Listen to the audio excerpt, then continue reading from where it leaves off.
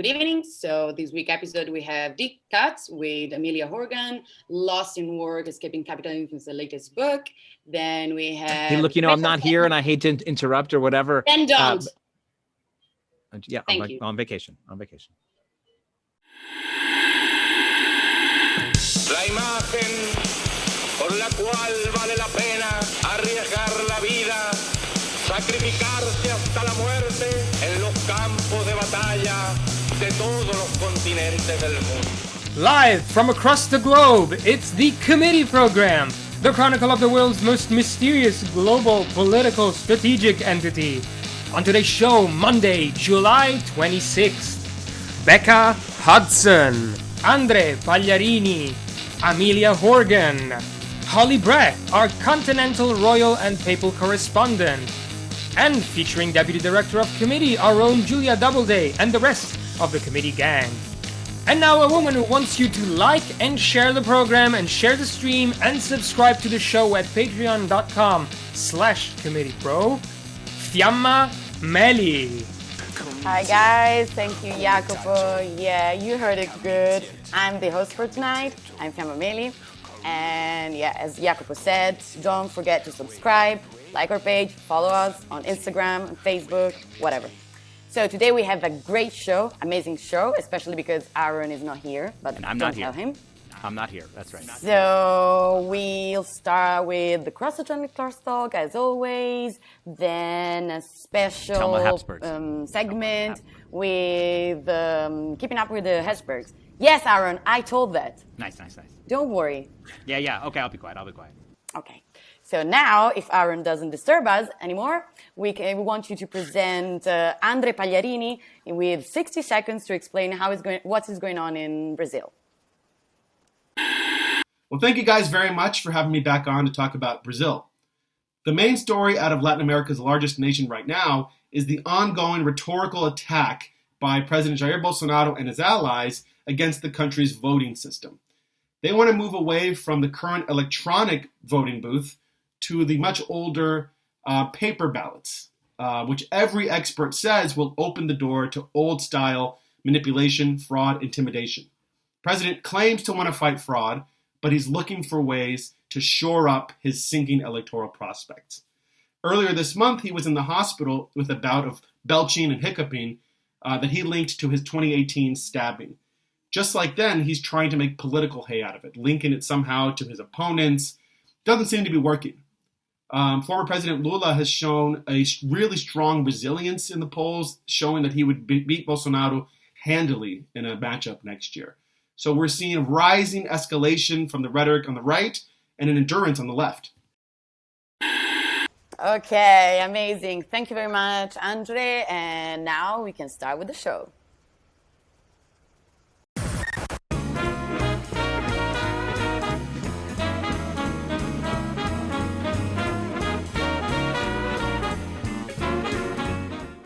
Hi, and welcome back to the committee program. This is Cross-Atlantic Crosstalk, but however, Ellie and Julia are both not here, so it's more like cross-continental crosstalk because I am speaking with Becka Hudson. Hi, Becka. Hi. So, Becka is someone who I met during the UK general election. We were both shilling for donations for our various organizations. Mine was the Real Change Lab, who was making content on behalf of Jeremy Corbyn. And hers, well, you had many, but Fuck Boris was the one that stuck out to me as being a really smart kind of bird-dogging issue. And I bring it up for two reasons, one of which we're actually just talking about Macron getting slapped the other day in Marseille, I think he was, and just like, how, and I was mentioning in terms of Fuck Boris, like how important it is to get in people's faces, though, physically. Could you actually walk us through some of the things that you were thinking? I hadn't planned on asking you this, but like with COVID going on, like you can't do stuff like that. Boris Johnson is the most person you can yell at, like the easiest. Like, I mean, what do you think? Like, do they just? Is this one of the reasons that politicians sort of get this bump during COVID? Is that you can't get at them physically? I mean, possibly. Although, to be honest, a lot of what we did with Fuck Boris was like bringing people together for kind of like mass cultural type events, right? So we did like protests that really presented themselves as street festivals or mini carnivals, and that was the sort of setup. We did go to his constituency, and a number of times there were kind of stunts that were done that did kind of interrupt him. But also at the same time, that happened organically across the country. So when he was traveling and doing his campaigning work, you had ordinary people walking down the street just kind of, you know, calling him various names, saying that they really didn't like the way that he was behaving, just, you know, thinking he was a twat. And as much as those kind of things went viral, and they did very well, and I think they certainly demonstrated that people were dissatisfied with him, when you look at what happened in the election, I don't know necessarily how successful it was in terms of making a real political indent, because he won that election, he won it with a serious majority. So whether not being able to do that in COVID gives the politicians a bump, I don't know. But it didn't chip away enough at what we needed to do in 2019 in that election. No, I know. And it's actually a really hard election to sort of measure tactics on, because frankly, like the content, the real change they'll made is the stuff that I'm the proudest that I have made in my entire career. And yes, it was not that an exciting result. Sorry, I didn't introduce you properly. Now Becca is working in criminal justice issues and trying to, we practiced me making sure I did not say things that were incorrect. And listen, also, as people heard, you are from the UK. And normally we have Ellie Mae O'Hagan, who explains all things British politics to us in a very thoughtful and calm manner. And we're going to have to rely on you in the same way to this week let us know a little bit more of what happened with Dawn Butler, because I think a lot of progressives saw this sort of thing happen to, you know, a member of parliament of color and just sort of don't understand if it was serious, if it's not serious. You can't call the Prime Minister a liar. Is that true? Let's just take a look real quick. Madam Deputy Speaker, poor people in our country have paid with their lives because the Prime Minister spent the last 18 months misleading this House and the country. Peter Stefanik from the CWU has over 27 million views on his online, and let me tell you some of them. He highlights that the Prime Minister said the economy has grown by 73%. It's just not true. Reinstated nurses' bursary, just not true. There wasn't an app working anywhere in the world, just isn't true. Tories invested 34 billion in the NHS, not true. The Prime Minister said we have severed the link between infection and serious disease and death. Not only is this not true, Madam Deputy Speaker, but it is dangerous, and it's dangerous to lie in the pandemic. And I'm disappointed that the Prime Minister has not come to the House to correct the record and to correct the fact that he has lied to this House and the country over and over again. Order. I'm sure that the member will reflect on her words just then, perhaps correct the record. Madam Deputy Speaker, what would you rather, a weakened leg or a severed leg? You know, at the end of the day, the Prime Minister has lied to this House time and time again. And it's funny that we get in trouble in this place for calling out the lie rather than the person lying. Order, order, order, order. Can you please reflect on your words and withdraw your remarks? Deputy Speaker, I've reflected on my words, and somebody needs to tell the truth in this House that the Prime Minister has lied.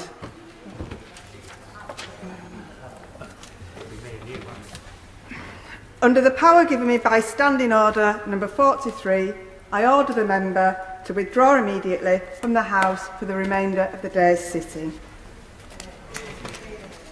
I call Tom Randall. Thank you, Madam Deputy Speaker. On perhaps a slightly lighter note, I hope that before the House adjourns today, we can... So what's going on here? Is what she did such an egregious thing? To us, it seems extremely respectful. You'll remember that a man almost beat a man to death on the floor of the Senate in the U.S. Yes. Not to say that we don't have violence in British politics in any way. We have in the past 5 years, an MP this was not by another member of parliament, but was shot and stabbed and killed on the street. Yes. So it's not that all of our political culture is incredibly kind of polite and has all of these rules and etiquettes around it that stops it being particularly violent. But the House of Commons and the House of Lords, which are the kind of chambers and bodies that rule over this country, are incredibly old. And there are, a huge number. I mean, it's not democratic in a very real sense, because the House of Lords in this country, you can become a lawmaker just by virtue of your parentage still. So Dawn Butler, who's in the clip, is a member of the House of Commons, so she is an elected representative. But in the House of Commons, as in the House of Lords, there are lots of kinds of elaborate rules around conduct and etiquette. And this is a kind of hobby of the British ruling class. You get this in institutions often like Oxford, the Bullingdon Club, which is like a kind of, I guess the equivalent would be like a frat, like a fraternity. It's is this the thing with the pig and all club that? in Oxford. Yeah, so they do these kind of, like in America, I think it would be like hazings, these kind of egregious like rituals. But this is part of where you will learn be the familiar with etiquette. David Cameron and the pig. Yeah. Yeah, or like one of the key ones that people always cite is it's a common hobby of the Bullingdon Club to burn money in front of people who don't have housing. So that's like one of their like hazings that you're like meant to do to induce yourself with this crowd, you know. This is the sort of character building stuff. But anyway, so there are lots and lots of different elaborate cultural rules around the British ruling class in general. And in the House of Commons, there is a whole kind of code of conduct. And one of the things that you're not allowed to do in the House of Commons is to accuse another member of being drunk or lying. And so, of course, what Dawn Butler is saying is not just perfectly reasonable, but it's completely accurate and true in terms of pointing out the multiple times in which our Prime Minister has just told plain lies in the House of Commons, as well as, you know, to the public and in the press, etc.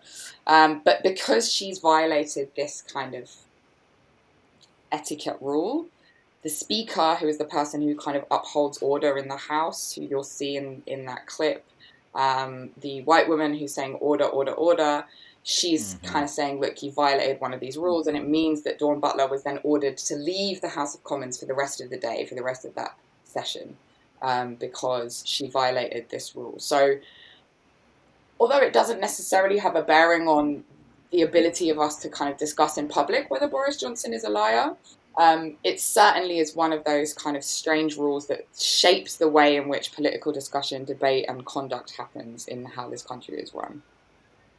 And it empowers sort of old people in that kind of, this isn't, in this sort of really kind of etiquette-driven way, right? This is sort of to appeal to people who just don't want to make trouble, and why should we be having people kicked out? But there's no permanent things that Ms. Butler would have to do. Like, she's just kicked out for that day, and that's the end of it. And she comes back the next day, and it's a fresh, clean record. Yeah, so there are various levels of suspensions that you can get. There was one he's no longer a member of Parliament now, but one kind of old member of Parliament, Dennis Skinner, who basically just trolled the House of Commons the whole time. So, like, when the Queen came to open the House, multiple times when these elaborate rituals were happening, he would just kind of take the mick out of what was going on. He would mutter things under his breath. He would kind of cuss people out and make jokes. And he was consistently, for these violations of etiquette, suspended time and time and time again.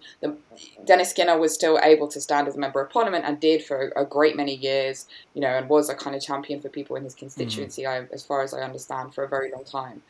So it won't necessarily hamper her ability to do her job or her political career, but it is one of those things where there's this sort of cultural layer of like ruling class etiquette that you need to know the rules. And from what I know about the way in which younger members of Parliament are treated, those from working class backgrounds, certainly members of Parliament who are people of colour, the ability to navigate this kind of set of cultural rules is part of the hostility and the challenge of being able to operate in that environment, certainly. And I do think, you know, as an American working in that election in the UK, this kind of feeling of the Tories make this bet that people want to be, for lack of a better term, ruled by their betters and behave accordingly is sort of really interesting for people who are scooping up working class votes by the bucket load, right? I mean, this is the bet they're making, and at least currently it seems to be paying off. Okay, so... Yeah. Yeah. No, go ahead, please. Oh, no. Yeah, I mean, I don't know. I want to be hopeful about the future of the place where I live, but there is, you know, we've never had a revolution in this country, right? And the deep ingraining of the idea that there are certain people in this country who are born to rule, and the reproduction of that by all kinds of institutions, from, you know, elite private schools to institutions like Oxford and Cambridge, to the Houses of Parliament themselves, the British media as well, as a kind of, you know, party for all of these sorts of people. It gets reproduced all the time, but there's certainly that, the self-belief of the born to rule people is strong. And why wouldn't it be? Your families have been in charge of this country for literally centuries, and indeed much of the rest of the world for a very long time. So why would you not feel self-confident? Right. About The that? evidence is in front of their eyes. But let's leave it in hopeful. Like, that is the kind of thing that only works until it doesn't work. And then it's glaringly obvious why it didn't work. All of a sudden you're like, oh, right, yeah, maybe that's not what the people want. They don't want this. So when we met, I'm sure that I must have done my crack within the first 5 minutes about the only thing that I've learned in politics is that everybody's a little more racist than they say, and nobody votes on the environment. But I have been trying to, as we see like climate catastrophes happen over the world, actually like take a closer look, especially in this segment, at those news options, even though they're not as fun or as sexy as other things. And actually, where I live in Germany, it's actually, I think, just a really interesting example, and I wonder if you can compare and contrast it with the UK at all. But, you know, I come from America. There's lots of climate skeptics. You know, it's sort of the big struggle is just to get your foot in the door to have the first conversation. People are excited Joe Biden's back. You know, maybe we'll sign the Paris thing or whatever. You know, this thing that's meaningless and isn't going to get us anywhere. But then you have Germany, right, where they say all the right things. But then the question is, do they do the right things? And the answer is more often than not, no, right? They're busy building this pipeline to Russia to bypass Ukraine and get oil directly. We know building new pipelines doesn't make a lot of sense. And also, this last week, I think we saw how what we can consider the best infrastructure in the world, like Western Germany, is absolutely susceptible to even these slight increases in climate change. Over 180 people died, and everyone looked so surprised. We had someone on the show once who was sort of a communications climate change expert who said that the worst thing was the new form of climate denial is acknowledging it's real and in all of its intricacies and then not doing the things you know you need to actually do to combat it. Take a place like the UK where you do have the Tories in charge, and so they do say less of those things. We also know Australia's busy like exporting coal to the UK. Like, there's all kinds of crazy things that happen under the surface of these sensible European countries that have signed all of the right things on climate change. So I just wonder if you can tell us a little bit more about the UK and that. Yeah, I mean, with the caveat that I'm certainly not an expert on this kind of stuff. No, neither am I at all. I think that's exactly right. Like, we're people who are getting dragged in, kind of, right? Because it's like we just see oceans on fire and things. Yeah, exactly. And we get dragged in by what's happening, so we have to get dragged into the kind of politics of it. I think the Tories are interesting, right? Because although they're known colloquially in this country as the nasty party, and that tends to be on a whole host of things ranging from the environment to social issues. But they have, in kind of recent months, I'd say probably maybe the last kind of 6-9 months, have taken a bit of a tack towards this like greening the economy type stuff. And there will, I'm sure you remember from the election where we met one another, there was a Labour policy around the Green Industrial Revolution, which is an adaptation of the Green New Deal policy. This is now the Tories' official policy. So when Labour were offering it in the election as a Green Industrial Revolution, among many other things that were going on in the country, they lost that election. But the Tories have now taken the very term of Green Industrial Revolution and adapted it, and are kind of talking about green jobs, talking about green futures and their commitments. And indeed, in that clip, Dawn Butler references another video that goes through systematically many things that Boris Johnson has lied about to the House of Commons. And one of the things he's lied about is the UK's carbon emissions. And I think what you see, exactly as you said, is that, people then make the right noises because there is, significant and kind of over a significant period of time, polling that demonstrates that people in the UK really do care about environmental issues, that it is something that, decides their vote. And so suddenly politicians are going, oh, well, we have to be serious about it. And we had flooding in 2019 in many, many parts of the UK. There are various other kind of, more extreme weather events that are happening, and those kind of, patterns of changes in climate, which people are feeling directly as well as seeing it happen around the world.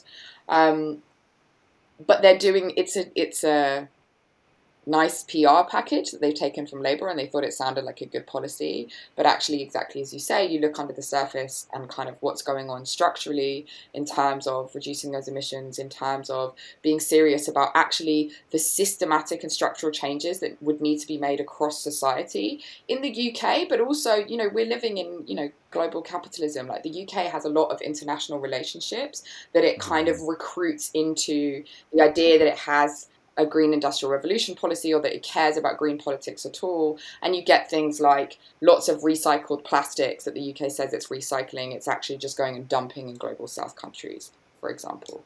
There are still campaigns to increase airport infrastructure that many, many Tories are interested in. The idea of making public transport better, free and accessible, and reducing our reliance on cars is not dealt with. The idea that we would have to reduce consumption in any kind of way to adapt to the way that this might, affect our lives in order that we could be able to preserve the planet for as many people as we can, not taken seriously.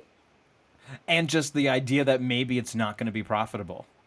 That maybe we messed up the earth enough that actually fixing it isn't something you can do at the same time as make an app that shares photos better. You can't, you have to solve one problem at a time.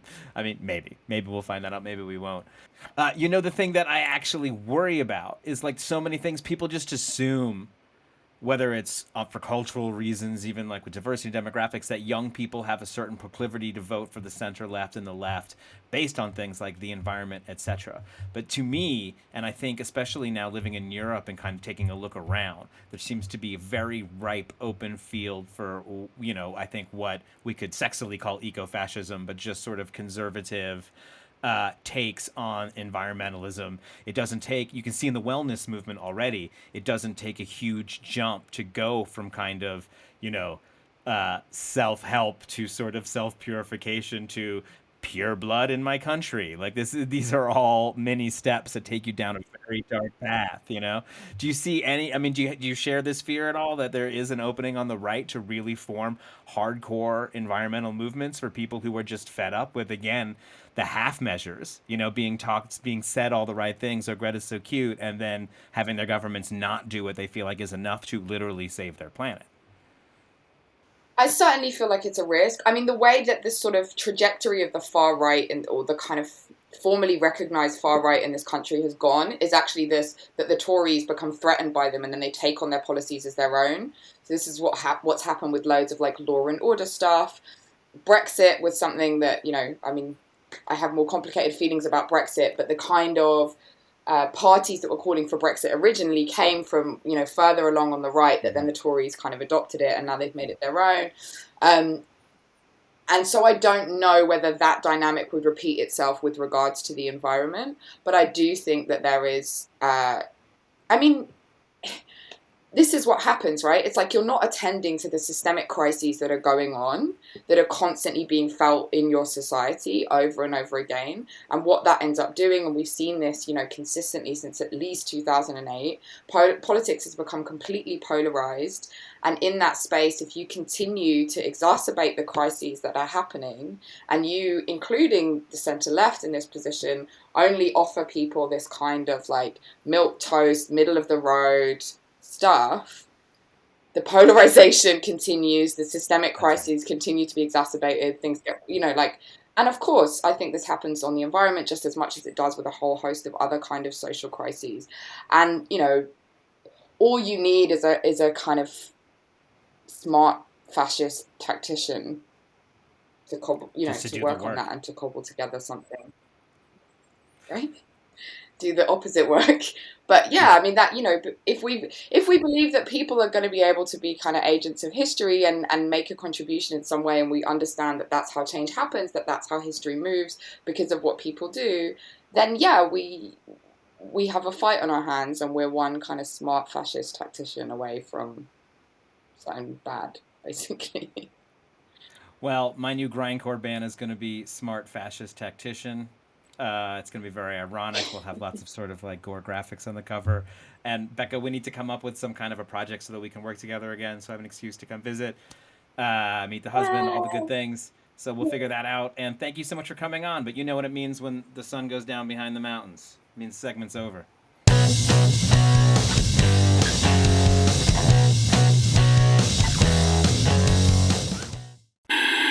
Everybody has their own special art school bullshit preparation. Despite what Julie says, everybody has one, everybody needs one.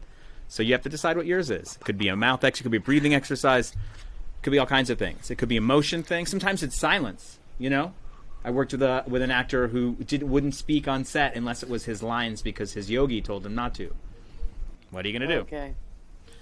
And you can have the MLMs thing in Italian if you want. It sounds great at the same time. Mamma m'ha fatto mangiare M&M's. Oh, that is good. It's I great. think people would enjoy that. It's from andarono a Trento tutti e 33 trotterellando. 33 trentini andarono a Trento tutti e 33 trotterellando. Sopra la campa, la capra campa, sotto la panca, la capra creva.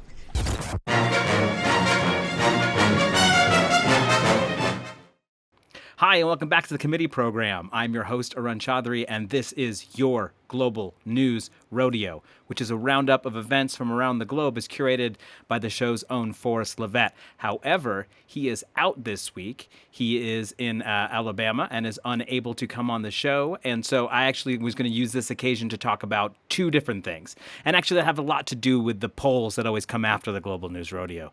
A lot of people wish we would dig in deeper with each poll and talk about each race. But what we are trying to do, and the reason that I've put it in this sort of funny weather format, is that I do think polls are a lot like weather. You can see a lot about how things and currents and things are moving, but then in localized ways, you never know how these trends will affect the weather versus, say, the climate, right? And actually, I talk about this a lot in terms of the reasons that I moved to Europe. You know, Central Europe, I think, from Scandinavia down to the tip of Italy, is a place where there are two sort of climatic political conditions coming together. You know, we see a big upsurge in the right wing all over the world, but it's not always the same. I think from Europe, especially Eastern Europe and Russia and places, we see a very sort of top-down conservative fascism, you know, passed down from father to son like a gun or something. And I do use that gender advisedly. And then I think coming out of the West, blowing in from California, let's say, you know, the mythical California that's bigger than California, is this kind of, are we having fun?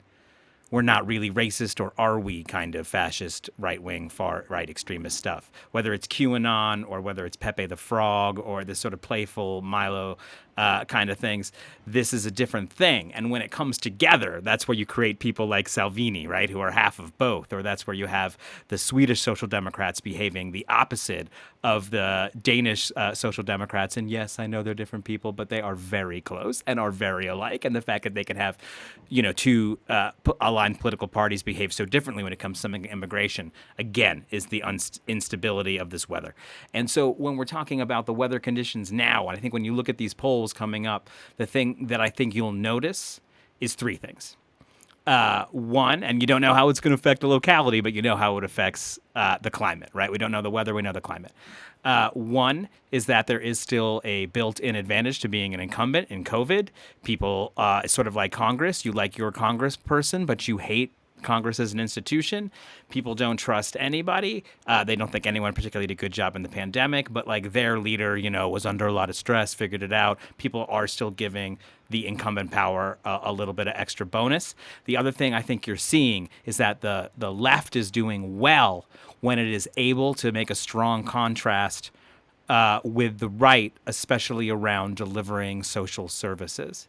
And so you do see some places where the right has sort of continued the traditional anti-government, pro-privatization to their own detriment, have continued with that, a little bit Latin America, some places like this.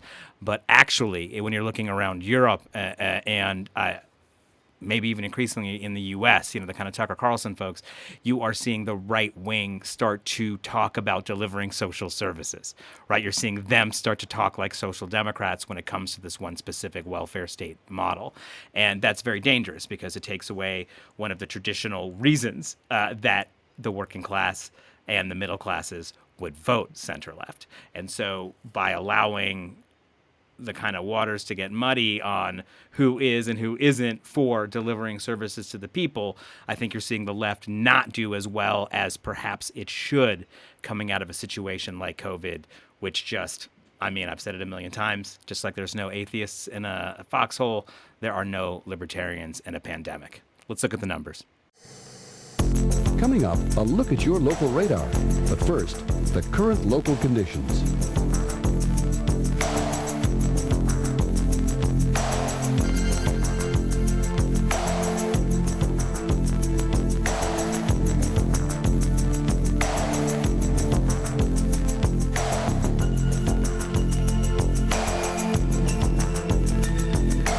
Current regional conditions.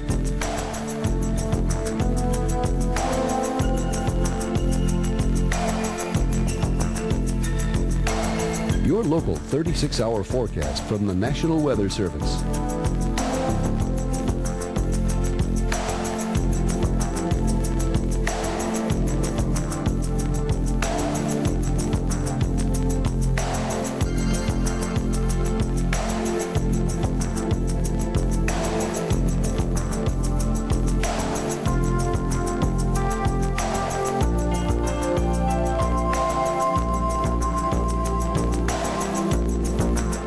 Extended forecast.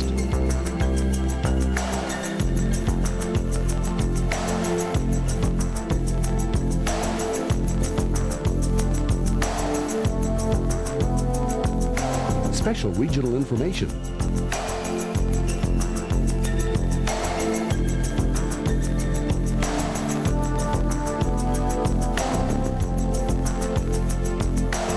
The forecast for cities nationwide.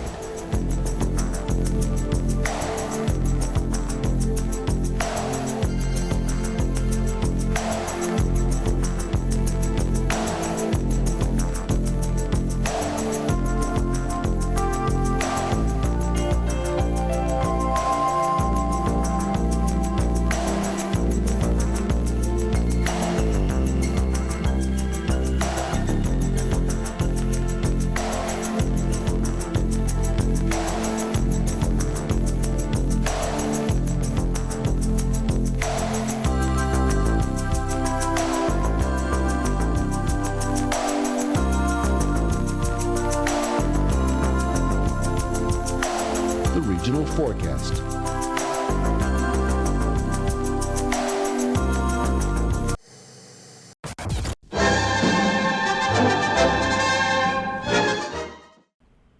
Hi, and welcome back to the committee program. Today we are doing a deep dive for Deep Cuts with Amelia Horgan. And Julia, can you tell us what we're going to talk about today? Yes, absolutely, Arun. Thank you. So Amelia is an accomplished writer and researcher based in the UK. She's been published by outlets including The Guardian, The Tribune, and Vice News. Her new book, Lost in Work, Escaping Capitalism, explores what work is and means under capitalism, how workers are disempowered in the workplace, and how we can fight for a more just and equitable future for workers. Thanks so much for joining us, Amelia. Thank you so much for having me. Of course. Well, first I just wanted to ask you what motivated you to write this particular book. Why did you feel there was a need to dig into what work actually is under capitalism? And if you could, can you tell us exactly what we mean when we're talking about work under capitalism? So in terms of motivation, I think there were kind of two strands. One was I'm a philosophy PhD student, and there has been a kind of recent turn towards work within political philosophy, looking at kind of domination in the workplace, looking at meaning in the workplace. And I think this is really welcome, but I was always worried that we'd lost something about the specificity of kind of capitalist work, right? So we hear a lot about problems in work, but we don't hear much about why is it that this has so much to do with the extraction of value, right? Like what is specifically kind of capitalist about these power relations? And the other is that there has been this massive kind of turn towards the left amongst young people, which is hugely welcome. And we've seen this resurgence of kind of left populism, obviously kind of in some ways like on the back foot, especially in Britain at the moment. But it felt like within that there were a lot of young people who were very angry, had a sense that this thing, capitalism, was to blame, but in some ways still in that kind of framework of capitalism is this big bad thing out there, right? Without thinking what are its dynamics, like how does it work? And you kind of get that meme version of socialism, right? Where it's like, join a union. You're like, okay, well that's like, yeah, you should, but like what do you do once you're in the union, right? You follow the meme and then what do you do? So it's kind of thinking about like, what is this thing? And there was also a similar kind of trend where you find influencers a lot would talk about capitalism, like kind of infographic style stuff. And it'll be like capitalism becomes this kind of excuse or this moral universe. So people are like capitalists, which means they are interested in doing like the bad thing or like working too hard. But we didn't think about, okay, what actually shapes these behaviors? Like capitalism isn't like a set of attitudes, right? Like it's a particular social set of social relations, right?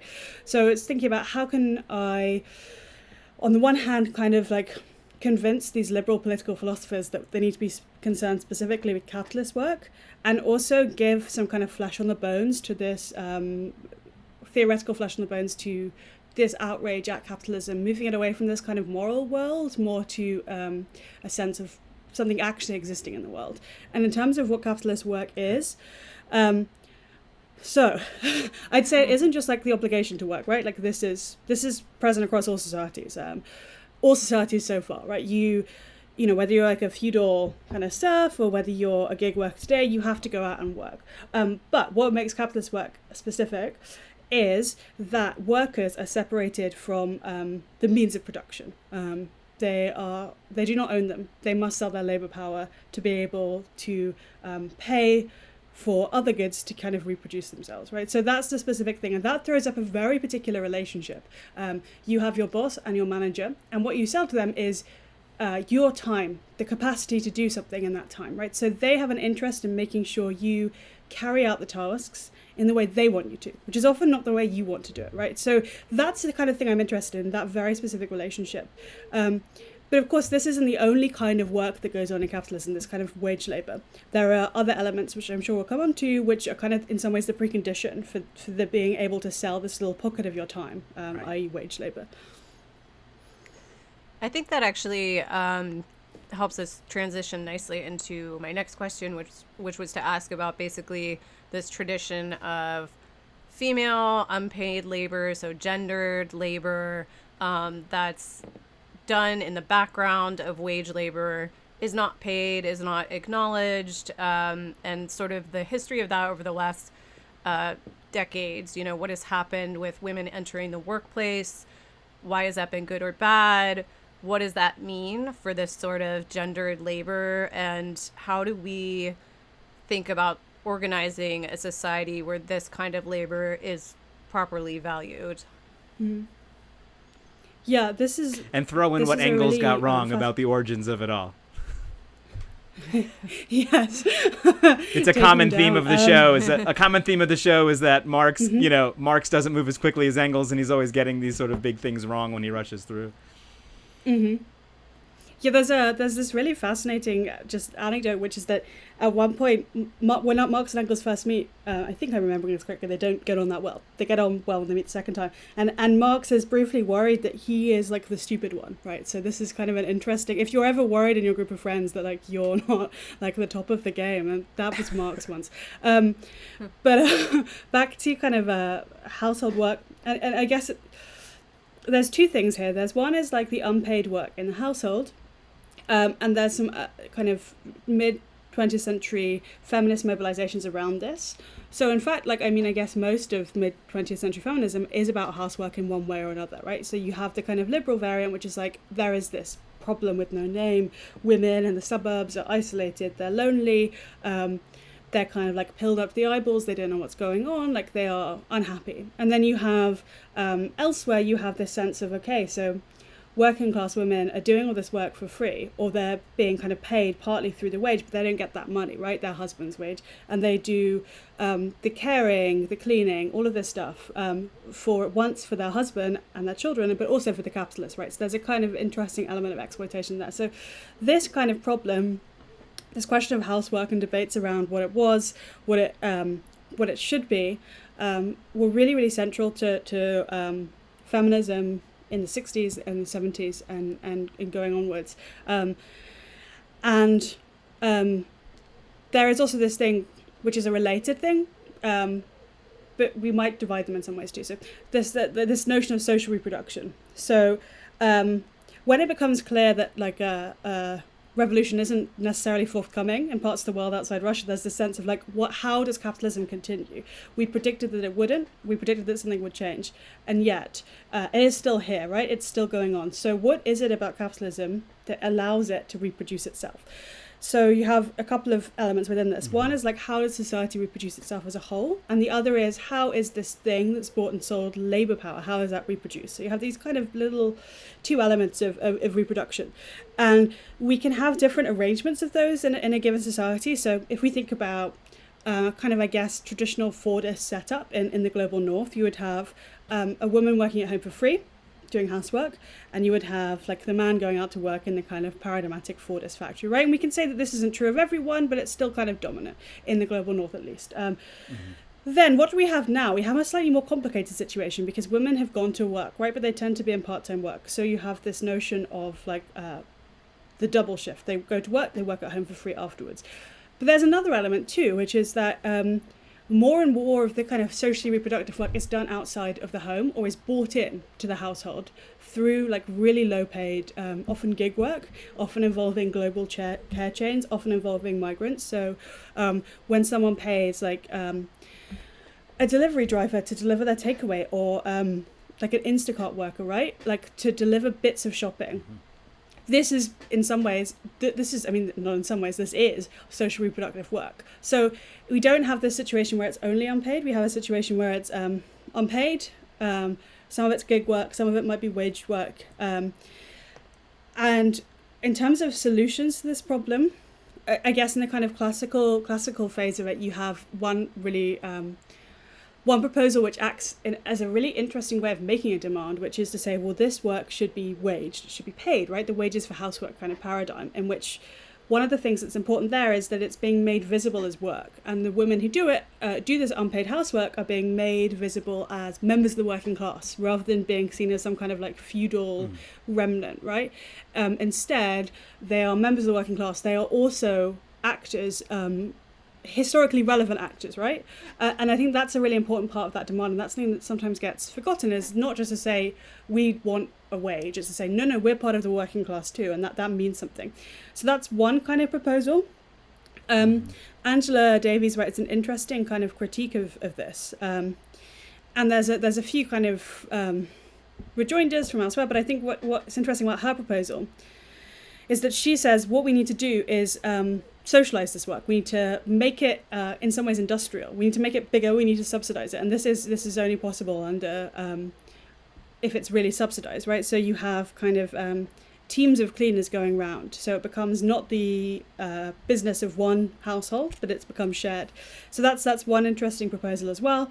In terms of what in practice happened, right? You had, I guess, I think one thing that's kind of interesting to point out is just that household standards have been lowered. So if we compare, like, I guess, the kind of standards of a bourgeois home in the 50s, right? You have, like, all of this, like, nonsense kind of tableware. And do you mean materially? You have, like, much more. Yeah. I guess by that I mean just the amount of stuff that is required kind of changes for different things. So this is one way of reducing the work. I think this is contained within the individual household, so it's pretty limited. But you can say, look, we're not going to keep things as clean, right? That's one way to reduce the amount of work. It seems silly, but I think it's kind of significant. You can also say, we're going to make sure we have a more equitable way of like sharing the housework. Say you've got like a husband or whatever who doesn't do very much, you can say, no, you're picking up the kids today. That's one way. Then there are some, but I think this is still going to be fundamentally limited, right? Because what you have is a replication of that housework. So if you imagine a street or a block of flats, the same activities are being done in every single block, in every single flat, in every single house, right? So why do we have this replication? Why not share some of this work between households? And that's a really interesting possible solution. One of the things I touch on very briefly in the book is how the built environment could help here. So there's some kind of homes for single parents, and there's a shared corridor, and everyone can look into this corridor and look, kids can play out there, right? So it reduces the amount of work required, while not actually changing very much. But there would be very different ways of kind of doing this social reproduction, rather than having some of it done for free in the home, some of it done by very cheap gig work, or what was I saying? Okay, so that's one. So there are some things we can do which don't change the relations of ownership that much. I think people are resistant to the idea that this should all be done outside of the household, and I think there's not nothing to that. It's very easy to say, we have to get rid of the whole thing, but I think people have attachments to the family, so things we can do is kind of transform it, right? And I don't think we should necessarily be like super precious about those. There are many reasons to be highly critical of this thing, but I think there are things we could do to take. I mean, we already do this, right? Like nurseries, childcare, increasing those kind of provisions so that people's lives are not only dependent on their immediate family, right? That there is some kind of democratically run, publicly owned system for doing this social reproduction that would take it, if people wanted, it would be taken out of the home, and it would also be, the people who currently do that work under really shitty conditions, either for free or in this like platform gig work. And I think we often think about like platform gig work as this kind of male dominated like delivery driver stuff, and that is a really important part of it, but actually a lot of care work, whether that's like nannying or like elder care, is done in a similar kind of way. So thinking about how we can use like, there is this, a lot of care work is done on these platforms as well. So how do we take these people who are currently in these, like how do workers in those industries which are currently kind of gig work, make them into better jobs, right? And I think that's a really important terrain of struggle. No, and it's funny, especially when you talk about technology in two ways. I think there's a lot of irony in that. In that one, technology seems to not be the answer to this, right? Like, you're talking especially about the 1940s and 50s, which we're all familiar with. All of these kind of appliances being made to make women's lives easier seem to just sort of make them, more complicated and take up more time than they grant. But I thought, could you actually walk us, put an even finer point on the idea of the nuclear family and and capitalism and like, is this is sort of unique time in our history when we've decided that we should replicate in all these little boxes all of these activities that you described. This is not the way that, we evolved as a species particularly. Yeah, and let me also add on to that I liked how you spoke about how capitalism has this massive amount of propaganda around it, that it's like there's no alternative to it, and there's a feeling that it's always existed the way it is now. And it's similar with the organization of the nuclear family within capitalism. It's just this idea that families have always been organized this way. It's the only way to do it. It's very traditional. So if you could kind of speak to like, where did these ideas come from, that these things are sort of eternal? Yeah, there's something really profoundly kind of ideological about this dehistoricizing of whether it's the nuclear family or capitalism as a system, which says it has always been like this. Not only is there no alternative, it was always like this, or we were just waiting, like we were waiting for it to fully realize itself as this. I think in terms of the nuclear family, I think there have been like different patterns of how that social reproduction is structured for quite a, varying across space and time, right? So you would have the pre-industrial household would be a unit of production as well as of consumption. So you wouldn't go out to work and get your wages, by and large, like you'd produce stuff within the household. So that didn't have the same gender division of labor, which is interesting. And of course, I mean, like this idea that you like find the one when you're I don't know, like in high school or at university, and then like you set up a stable home with them for your whole life, and you have like these, the average number of kids, right? This is a historical anomaly in lots of ways. One is just that like for lots of the past, people did not live long enough to just merely have like one partner, right? Like, there isn't this stable unit, and people would rely on networks of relatives outside of that, or neighbors outside of that, or the community outside of that. But we have kind of this received notion that the best way to receive care, the best way to receive love is within the nuclear family, which is odd because it doesn't really seem to practically be the case, right? Like it seems to throw up all of these kind of pathologies. But what's really interesting to me now is that this ideology, or this received notion of the nuclear family remains incredibly dominant, even though the possibilities, the social possibilities that allow for it are really like steeply on the decline. So think about the case in Britain, for example, like people have to live in house shares until they're in their 30s plus, right? Like you can't have this kind of life necessarily. So it's interesting that this ideology is lingering on in some ways past the time at which like this stuff is possible, because it's still seen as the best way to receive love or to receive care, and that's obviously hugely beneficial to the sustenance of capitalism, because you get all of this like bonus free work, right? You get all of this bonus unpaid work. It'll be interesting to see how, where that goes as the possibilities for it diminish further. Yeah, I mean, I guess there's a strong parallel between the sort of the sense that the nuclear family is very much the only way to organize communities, that it's very parallel to what we're calling, late capitalism, which is basically like we're at and past a point where we've seen that the system isn't sustainable, but it's still sort of just chugging along because we don't exactly know how to get off the ride. Like it's hard to know how to challenge capitalism. Yeah, I think. I have a question. You're talking about these. I don't know. You're talking about these same platforms being used to organize, sort of a lot of this sort of unpaid shadow labor, as well as gig workers who we think of as being male dominated. I mean, do you see the new way that they communicate building new communities that maybe aren't like traditional labor unions, but maybe are a kernel for political power? Yeah, I think that's a really fascinating question, and it seems like a lot of it is dependent on just how work is structured in that particular bit of platform work. So you get these places where like delivery drivers have to congregate because they're waiting at a popular restaurant, right? So you have those informal conversations. People get to know each other.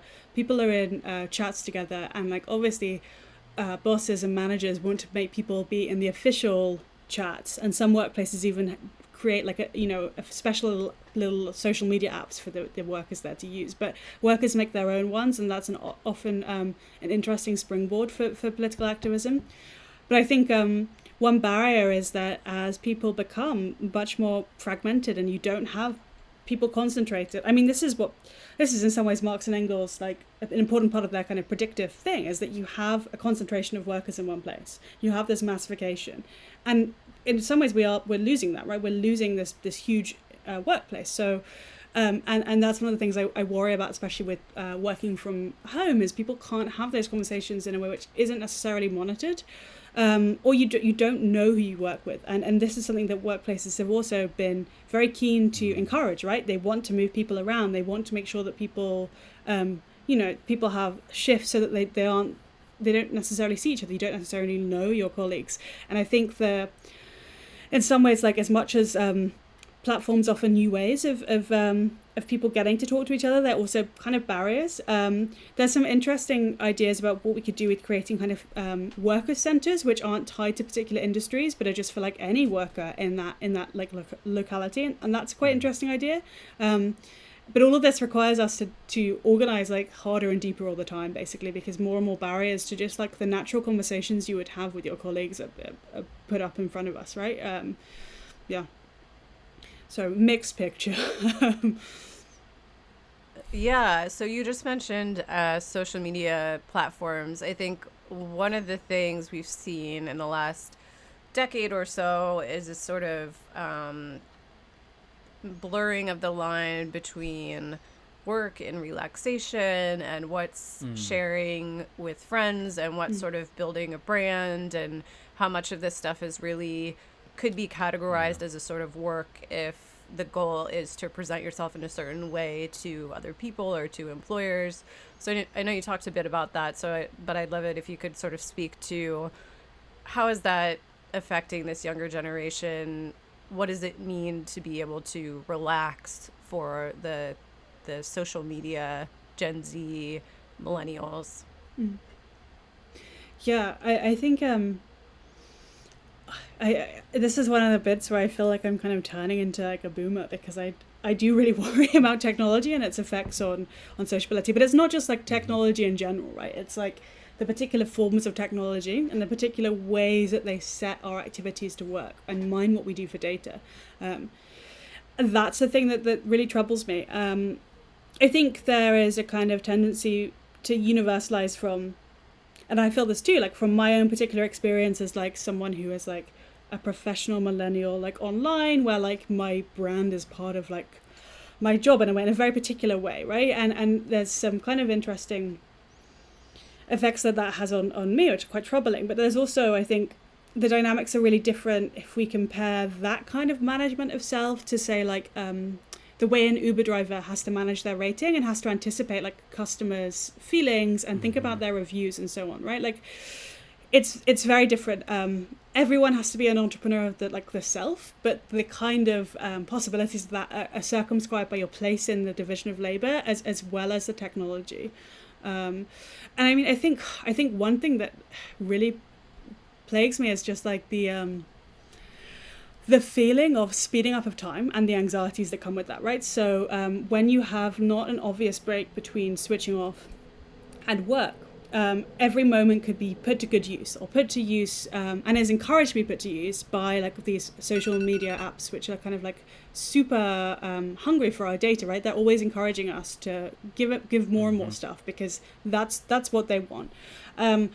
That's what's profitable to them. So the way they're designed is like designed to keep your attention, and that like is not good for sociability. Like I think it encourages competitiveness. It encourages like pretty unhealthy behaviors between people, and it also just means that you don't ever get to like sit still. And this is maybe kind of like silly romantic nonsense, but I think there's something about like the use of time without direction, which I think people really lack.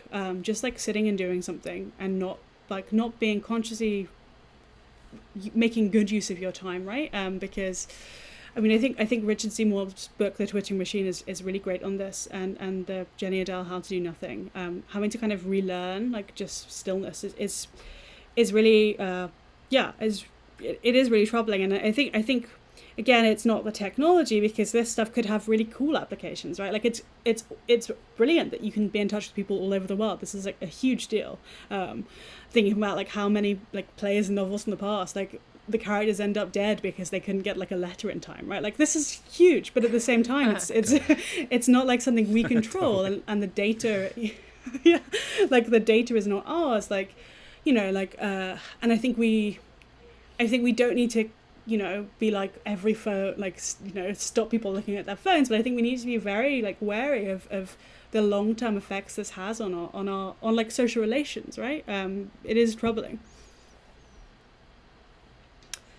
Yeah, I think you know, you mentioned Uber drivers, and we've been talking about the gig economy. I'd be interested to talk a little bit about this concept of emotional labor. So like one of the things you were talking about with Uber drivers is that they sort of have to manage their relationship to their customers and make sure their customers like them, essentially. And that's something we see across the service industry, which has been termed emotional labor. Then that term has been sort of like bastardized online to basically mean anytime I feel emotional about something, that's now emotional labor. So can you like sort of break down like what was the original intent of this word, and like why should we maybe be cautious about moving it into our interpersonal relationships that maybe don't have that power dynamic? Yeah. So the term comes from early Rothschild's work, and she's talking about two examples, primarily air stewardesses and debt collectors. And they have to induce these emotional states in others, right? So if you're an air hostess, you have to like make sure the passengers are happy. You have to smile pleasantly. If you're a debt collector, you have to make people scared, right? And it's interesting that the debt collector side of it doesn't get brought up as much, but that's a really interesting part. It's not just this kind of super feminized work. It's all kinds of activity that induces that affective state. She's very clear that it only takes place in the workplace, and I think in some ways this is the correct position to take, but we do end up in this complicated situation Because with the social reproductive stuff, and again, it becomes quite slippery, because if you are, say you're looking after your kid, right? At what point are you done reproducing labor power? At what point are you done reproducing capitalism, like as a social whole? And at what point are you doing this kind of like genuine relational stuff, right? It's not obvious to say at which point is which. I think for me, one of the problems with this kind of creep or extension of the concept is that what is underdefined in it is the labor stuff. So the emotional stuff is like something to do with emotions, right? Okay, that seems fair enough, although sometimes a bit vague, especially when people are like, oh, remembering your birthday is emotional labor. And you're like, is that really emotional? That's just like mental, right? Like, that is not emotional.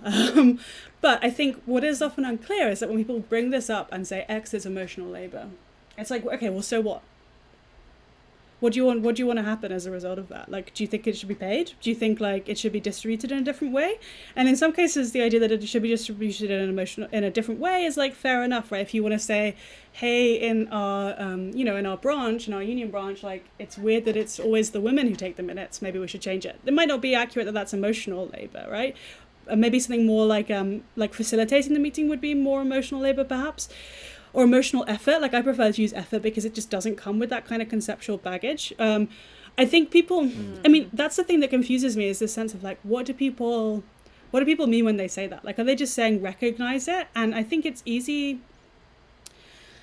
that X is work kind of slogan, where it's like, I don't know, when an activity kind of in the social realm is seen as work, I'm not talking about situations where it's like this activity which should legally be recognized as work. For example, sex work should be considered work, but just more like, I don't know.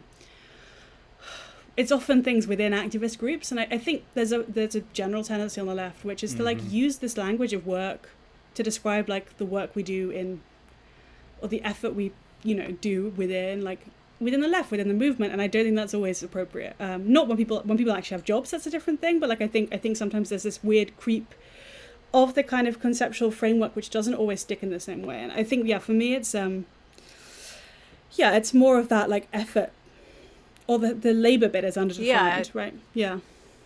It sounds like there's sort of this creep, as you were saying, of applying this underlying capitalist terminology and paradigm to interpersonal relationships that may be sort of almost the opposite of what we want to be doing. Like, like banks over the last 30-40 years, there's been this process of what's called like financialization, where it used to be you could buy stocks and you could buy all different kinds of things, but now it's like anything that exists can be turned into an asset that you can buy and sell like a stock.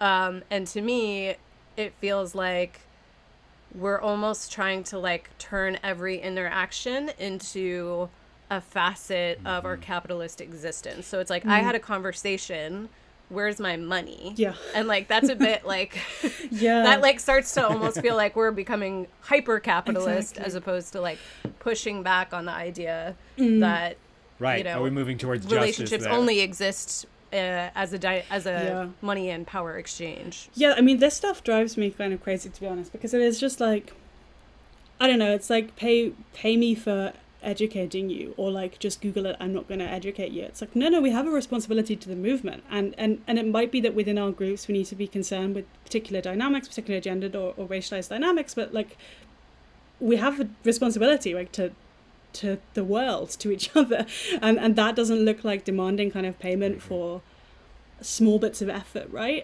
As painful as those bits of effort can be, like in a world which is oppressive, right?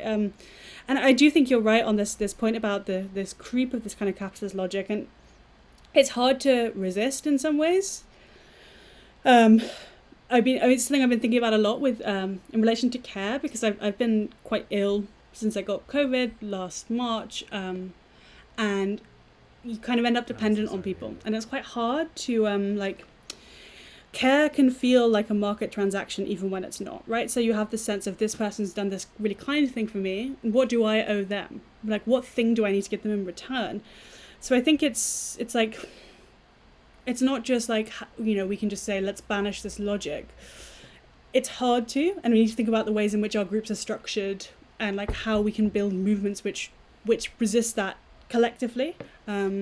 which challenge those kind of behaviors. And I think we're seeing a lot more of that behavior being challenged nowadays than a few years ago, which is really great. I think people have kind of woken up and really been like, yeah, this is just not a way to kind of carry on, which is a really positive thing to my mind.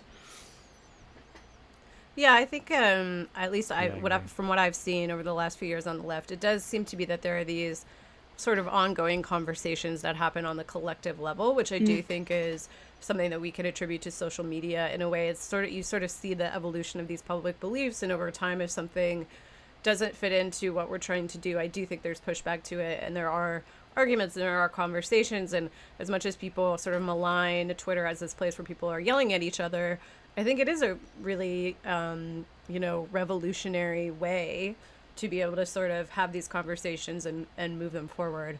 There was, speaking of the blurred line between work and not work, and the capitalization, not a word, but whatever, turning everything into capitalism.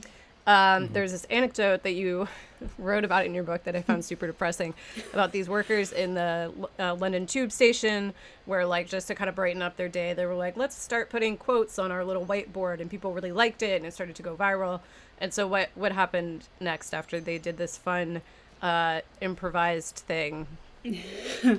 Well, it is so depressing. So as you were saying, like, this group of workers write on these whiteboards, and these quotes are like cheesy, sometimes they're silly, sometimes they're really lovely, and they do it. It's very successful. People love it. And then another bit of the network, which is run by a concession, which is a particular way of structuring a non-publicly run bit of the transport network. And on that, basically, which is a slightly different bit, so the TfL stuff, the workers still have that autonomy, but a different set of workers. The employers in that bit of it were like, aha, so everyone goes wild for these boards, so we're just going to tell our workers what to put on them. So every day they get sent what to put on, and they have to go and write it on the board themselves, but they don't get any control over what it is. And I think what is so fascinating about this is it takes something which is spontaneous, human, relational, and it makes it something kind of like, a farcical version of that, right? The appearance of that. And that is really depressing. And this is the kind of stuff you see happen because in many bits of work, it isn't possible for it to be fully alienated, right? That little bit of humanity, that little bit of relationality, that little bit of, like, whatever it is, spirit, soul, whatever we want to say, remains because people act with each other. It's still kind of there in some bits of work. Not all bits, but, like, the guys writing on the board are displaying that. But when you're being told by your manager, okay, so everyone has the same quote today, and often some of these quotes are, like, hilariously, like, unsuitable. Like, they've just gone on, like, the bosses have just gone on, like, like a wiki quote or like coolquotes.com, and some of the stuff they do is just like, it's like, inspirationalcrap.org. Was. Yeah, exactly, this kind of stuff. So what's happened now is, like, that they're still writing these quotes, and the model that's being used for that setup, basically privatization of the railways in Britain has, like, totally failed, and has led to the taxpayer subsidizing these companies. So they've changed the model slightly, and they've moved more towards this concession model, which is the model in which these board stuff, the kind of co-opted version of the board stuff was happening, which comes with its own kind of set of problems. This is all quite, like, technical stuff about, like, the nationalization of British Rail, so I don't know if that's, like, particularly of interest, but I can go into more detail. No, but the ramifications are real, right? It's like when capitalism gets inside our national services, something really human, as you call it, like something human dies, And I think it's definitely worth surfacing. And I mean, I think with, like, railway, so one thing that happens when you try and basically make as much profit off these kind of things as possible through outsourcing them, through kind of being parasitic on them, is you have to bring in this idea of, like, the customer and customer service, which is just, like, ridiculous for a railway, because people use the railway to, like, commute or see their family, right? They're not, like, choosing between options here. Like, the options are, like, go there or don't go there, right? So it's this really bizarre thing, and it's clearly designed to break workers' spirits, right? And the kind of practices that would be allowed. So, I mean, another example in the book is that workers are supposed to have a sense of, like, when the trains are coming, like, how to get between places, and they often do, because they give people this advice every day. But in the kind of neoliberalized version, they just ask the same question every day, which is, how do you get to the British Museum?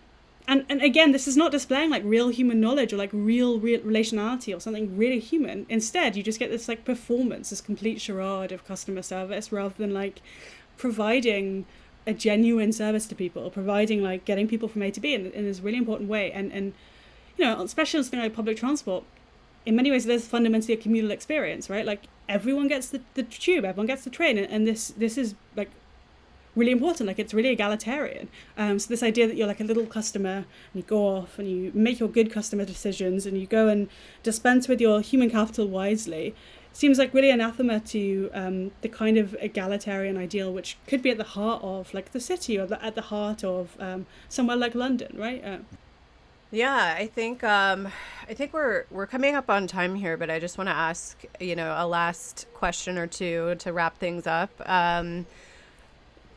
Basically, at the end of your book, you start talking about what workers can do, or what kind of solutions we can imagine as we try to show class solidarity as we're moving forward, and what is necessary in the long term. Another idea that you explored in the book that I think is really difficult for people like myself, like Arun, like all of us probably, who are in this sort of professional class, the professional working class, which is actually very alienated from the working classes that are not professional. So like blue collar workers and workers around the world.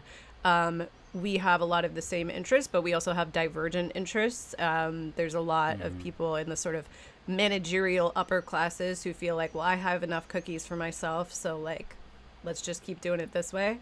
So how do we sort of encourage worker solidarity in a way that goes beyond individual workplaces, and especially the kind of solidarity that can bring professional managerial people into the fold, as opposed to just sort of accepting that we're going to be the sort of best servants in capitalism?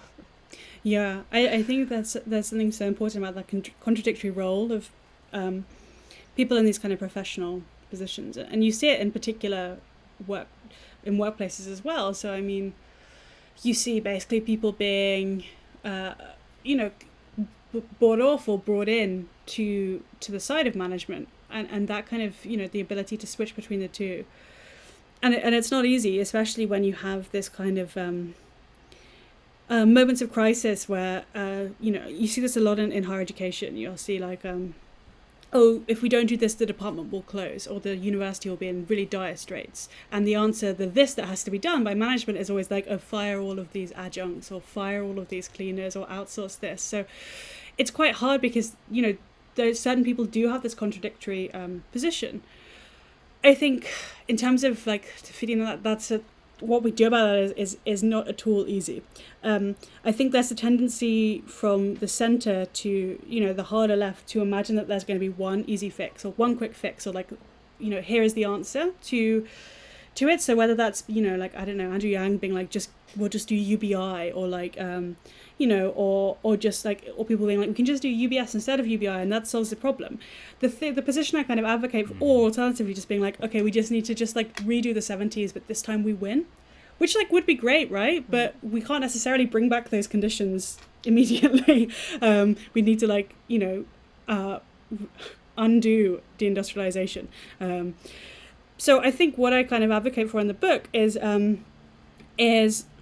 a variety of tactics without losing sight of what it is that gives workers power, which is deepening union power, which is building a more united working class. So that is the fundamental precondition, but alone that's not enough, right? Like doing things like that, that take some of this more, perhaps more esoteric stuff, or stuff a bit more like UBI. And we can see in some ways that the difference a miniature form of UBI has done with like people's stimulus checks, allowing them to have better bargaining positions at work and so on. And obviously this is incredibly temporary. Like there are lots of people being like, this has changed everything, which is like, let's see in 6 months if it's changed anything at all. But like it seems significant in the short term. So something like that points to the ways in which like these things which on their own would not be decisive, like UBI, could be helpful in terms of building worker power. So yeah, I'm not sure I fully answered that question because it is really hard. The other solution which has been proposed, which I think is interesting, is to kind of bring together the worker as a worker at work, and also someone who is tied up in the conditions of their social reproduction. So you see this in this kind of idea of this whole worker union organising, and there's some interesting campaigns in Britain around this, like Sheffield needs a pay rise, and stuff like that looks at both the kind of social reproduction side of working class life as well as like the worker side. And I think that offers a lot of promise, especially because a lot of the sectors we will be, we are organising in are ones which people depend on for social reproduction or depend on for pretty basic services. And like there you really need to have a coalition, otherwise the press will just like tear you to shreds and be like, oh, so you're going on strike, so you want babies to die in the hospital? So like you do need to build these kind of coalitions. So yeah, again, not a full answer, but I think that's an interesting way around the problems of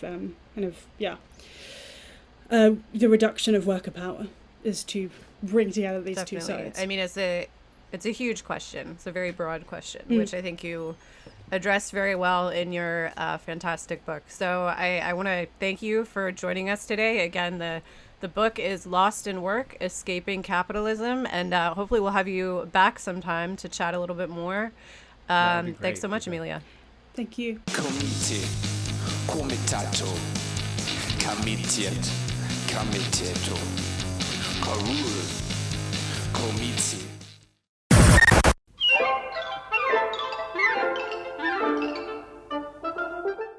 Hi, and welcome back to the committee program. I'm your host, Arun Chaudhary, and this is a very special new segment called Keeping Up with the Hapsburgs. And it is going to be featuring our new continental and papal correspondent, who is Hawely Brett. Hello, Hawely. Hi, thanks for having me. Of course. So she's going to be keeping a sharp eye on continental monarchies and not the British royal family. I want to make sure that's why we said continental. It's because we will not be keeping up. If you need that kind of information, I suggest that you go elsewhere to get it. But while we're studying all these structures, I think it made a lot of sense to be looking at, monarchist movements as well as, proto-fascistic movements, and who could be more singular as the kind of family business of monarchy in Europe than the Hapsburgs. And so I'm really hoping that you can take us through some of their, I think maybe famously people saw on 30 Rock, that Otto von Habsburg is still alive and very old and quite funny. So this is, a very fresh thing that's happening. So, sorry, but let me stop you there. Otto, unfortunately, is dead. He was ancient. Update, folks. Update. Yeah, update. Definitely need to update it from the last time you saw 30 Rock. But yeah, Otto is no longer with us, but he really did, cling on there. So sorry to have to deliver that news. Well, what about the cute one with the blonde hair, the race car driver? Oh yeah, Ferdinand. Maybe we start with him. Ferdinand. Yeah, Ferdinand is the young hot shit. Yeah. In the Habsburg family. He was born in 1997, so still a bit of a zoomer. And oh wow, Gen Z. Yeah, Gen Z. Incredible. He has race car driving, and he's the heir. He's the heir to the throne, or not the throne, but the head of house. The current, yes. Okay, you know what? Head of house, throne. All this reminds me, people may not actually know that much about the Habsburgs. Can you dive in and just give us a quick up to the present with the Habsburgs so people even know what we're talking about? Absolutely. I think that, as you said, it is important that we be following, these structures of the monarchy and also understanding, their historical import. Absolutely, sure. And so in terms of where to start, actually, you're in Switzerland, right? Right now? Yeah. So the Habsburg family, the history there, it actually starts in Switzerland. We think of them as, of course, the House of Austria, but their ancestral home is Swabia. And so it was way back in the 1020s that Radbot of Kletgo built the castle of Hapsburg. So this was a fortress, and it was his It was his grandson, Otto II, who took the fortress name as his own. He added the Count of Hapsburg to his title. So Otto II is kind of the first one to be a Habsburg and take that name. So it was here in Switzerland that the Habsburgs first built their wealth. They lived along trade routes, and they also had a bit of luck. They built their land partially by outliving other noble families and snatching their land. And they were lucky, too, when Rudolph I came to power when he was elected King of the Romans in 1273. At this point in time, Rudolph I, he was the seventh generation grandson of the original Radbot of Klettgau who built the castle of Hapsburg. And he was still located in Switzerland. He was a member of the aristocracy, but he wasn't super powerful or well-liked or anything. But this was a chaotic period of time. This was during the Great Interregnum of the Holy Roman Empire. So that was a period of time in which there was no emperor of the Holy Roman Empire. So there were German kings or king of the Romans that effectively meant king of Germany. But that didn't mean that you were fully crowned as the emperor by the Pope. And so we're right now in a power vacuum where the collapse of the Hohenstaufen line has happened. There hasn't been an emperor in a while, and everybody hates each other, who are the prince-electors. The Holy Roman Empire was an elective monarchy, so you had prince-electors who got to choose the emperor, and Rudolph, just being this kind of random guy, he was just seen as the least bad option, really. Everybody else wanted the job too much in the eyes of the prince-electors. So Rudolph I was chosen somewhat by happenstance, not because he was that powerful. And it's also important to remember at this time that what we were calling the king of the Romans and Germany was actually a small amount of land, right? It wasn't the whole of Central or Eastern Europe. It really was more like Austria and I think Slovakia. And what we might call the Holy Roman Empire, it wasn't much of an empire, and again, what we might call the Habsburg Empire, it wasn't specifically an empire. It was really more so a different set of kingdoms that changed over time with wars and marriages, political deals, inheritance, and so on.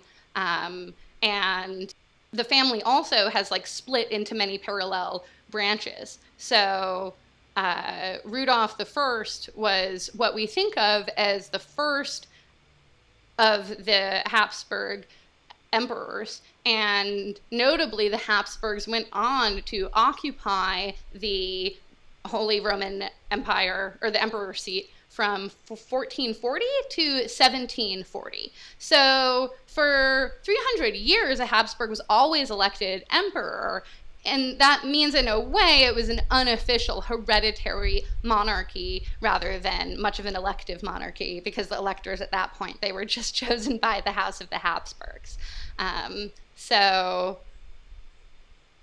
Well, I think Arun has fallen asleep, so I'll catch you up on the Habsburgs another time next week. La imagen por la cual vale la pena arriesgar la vida, sacrificarse hasta la muerte en los campos de batalla de todos los continentes del mundo. Oh, hi, you're still here. Welcome back to the committee program. I'm your host, Arun Chaudhary, and this is usually the segment where we shut it down with a reading. I want to really give a shout out to my whole team, the whole staff this week, who not only did a great job while I was able to be privileged enough to get some fresh air out here, but also were able to make me feel like I was still involved, even when I wasn't. And that's important.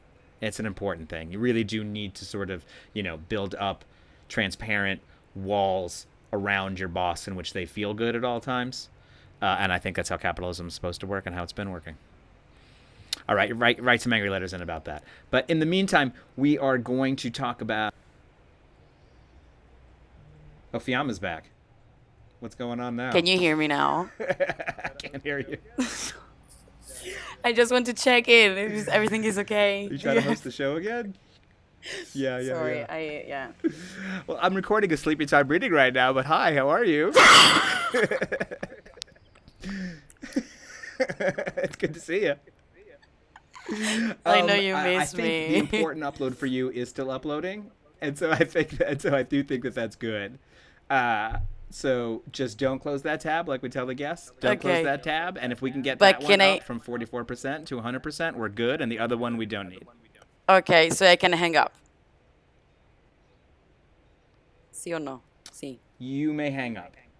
Okay. Sorry. Okay. Ciao. Yeah.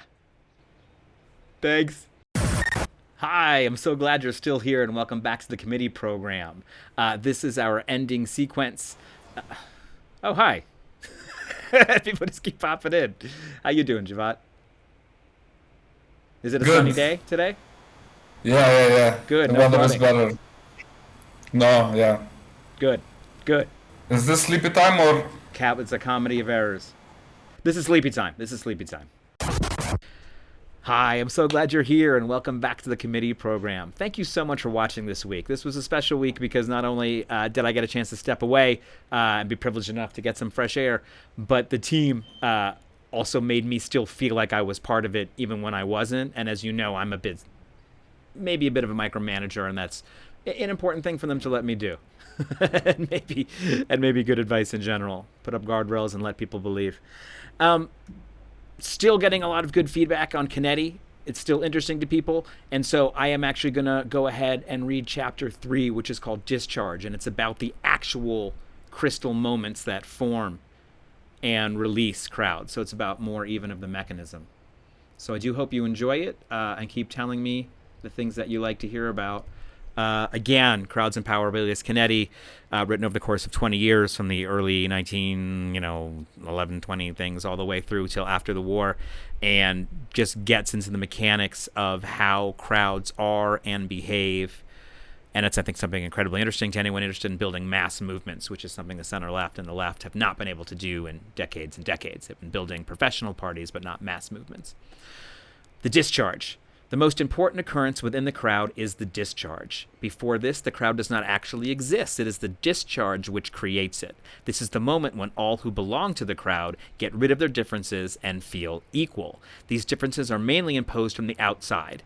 They are distinctions of rank, status, of property. Men as individuals are always conscious of these distinctions. They weigh heavily on them and keep them firmly apart from one another. A man stands by himself on a secure and well-defined spot, his every gesture asserting his right to keep others at a distance. Again, we're using a lot of gendered language here, but it's meant to be universal. He stands there like a windmill on an enormous plain, moving expressively, and there is nothing between him and the next mill. All life, as far as he knows it, is laid out in distances. The house in which he susts himself and his property, the positions he holds, the rank he desires, all these serve to create distances, to confirm distances, and to extend them. Any free or large gesture of approach towards another human being is inhibited. Impulse and counter-impulse ooze away as in a desert. No man can get near another, nor reach his height. In every sphere of life, firmly established hierarchies prevent him touching anyone more exalted than himself, or descending, except in appearance, to anyone lower. In different societies, the distances are differently balanced against one another, the stress in some lying on birth, in others on occupation or on property. I do not intend to characterize these hierarchies in detail here, but it is essential to know that they exist everywhere, and everywhere gain a decisive hold on men's minds, and determine their behavior to each other. But the satisfaction of being higher in rank than others does not compensate for the loss of freedom of movement. Man petrifies and darkens in the distance he has created. He drags at the burden of them, but he cannot move. He forgets that it is self-inflicted, and he longs for liberation. But how, alone, can he free himself? Whatever he does, and however determined he is, he will always find himself among others who thwart his efforts. So long as they hold fast to their distances, he can never come any nearer to them. Only together Can men free themselves from their burden of distance? And this precisely is what happens in a crowd. During the discharge, distinctions are thrown off and all feel equal. In that density where there is scarcely any space between, the body presses against the body. Each man is as near to the other as he is to himself, and an immense feeling of relief ensues. It is for the sake of this blessed moment, when no one is greater or better than another, that people become a crowd. But the moment of discharge is so desired and so happy, it contains its own danger. It is based on an illusion that people who suddenly feel equal have not really become equal, nor will they feel equal forever. They return to their separate houses, they lie down on their own beds, they keep their own possessions and their own names. They do not cast out their relations, nor run away from their families. Only true conversion leaves men to give up their old associations and form new ones. Such associations, which by their very nature are only able to accept a limited number of members, have to secure their continuance by rigid rules. Such groups I call crowd crystals, and their function will be described later. But the crowd, as such, disintegrates.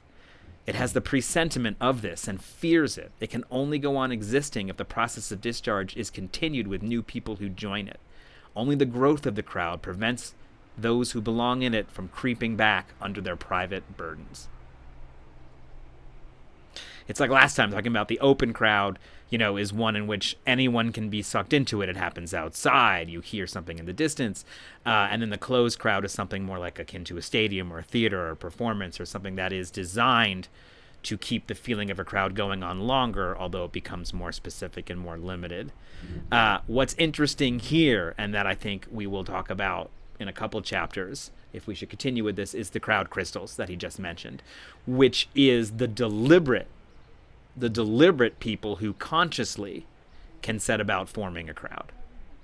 And these sort of almost physical association he describes of them together as a crystal. Anyway, thank you so much for watching the committee program. Look really forward to seeing you next week and the week after that. And who knows, maybe even the week after that. Good night.